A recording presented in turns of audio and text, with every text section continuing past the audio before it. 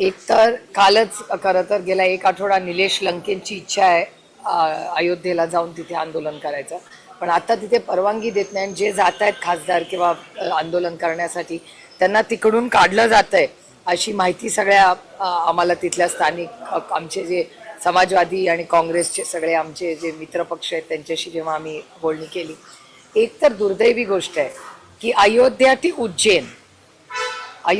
To Ujjain ही आमच्यासाठी आस्थेची श्रद्धेच्या जागा आहेत आणि दोन्ही ठिकाणी एवढा मोठा भ्रष्टाचार झालेला आहे हे वास्तव चॅनल आणि वर्तमानपत्र सातत्याने करत आहे.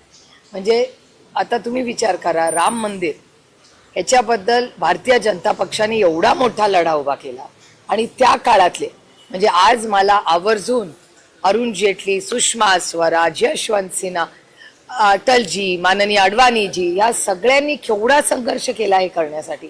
आणि आज त्याच भारतीय जनता पक्षात आज निर्णय प्रक्रियेत ते कुठलेच नेते नाहीत. म्हणजे आपण पुण्यात आहोत, आपले प्रकाश जावडेकर साहेब बघा, किती नेत्यांची नावं घेऊ मी.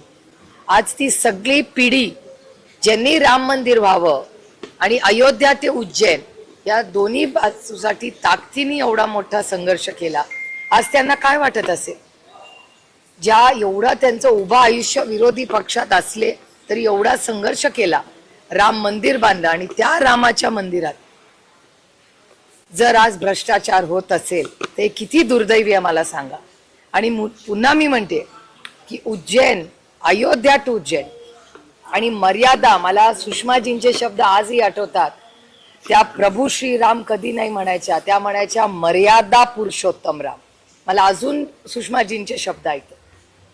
म्हणजे सुषमाजींनी आमच्यावर संस्कार केले, जरी विरोधी पक्षात आम्ही एकामेकाच्या असलो तरी आम्हाला सांगायचे सुषमाजी की सुप्रिया हे मर्यादा पुरुषोत्तम राम आहे.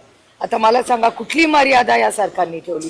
जर त्याच रामाच्या मंदिरात ज्याच्यासाठी उभं आयुष्य अडवाणीजी, अटलजी आणि सगळ्यांनी केलं, त्याच रामाच्या मंदिरात भ्रष्टाचार होतोय. आणि जेव्हा आम्ही सत्तेत होतो तेव्हा काँग्रेस राष्ट्रवादीच्या भ्रष्टाचार हद्दपार करू हे तुम्हीच दाखवलंय ना तुमच्या चॅनलवर. त्याचं तर काहीच झालं नाही. ते दोन्ही पक्ष फोडले, सगळ्यांना क्लीन चिट दिल्या. म्हणजे मग आमच्या कदाचित नेत्यांनी भ्रष्टाचार केलाच नाही ना. मग त्यांनी खोटे आरोप केले आमच्या नेत्यांवर फोडण्यासाठी, घर फोडा, पक्ष फोडा. आणि त्याच मर्यादा पुरुषोत्तम रामाच्या मंदिरात आज भ्रष्टाचार होतोय, हे दुर्दैवी आहे. आणि ह्याच्या विरोधात, कारण का आमच्या श्रद्धेचं स्थान आहे, आम्ही हे सहन करणार नाही.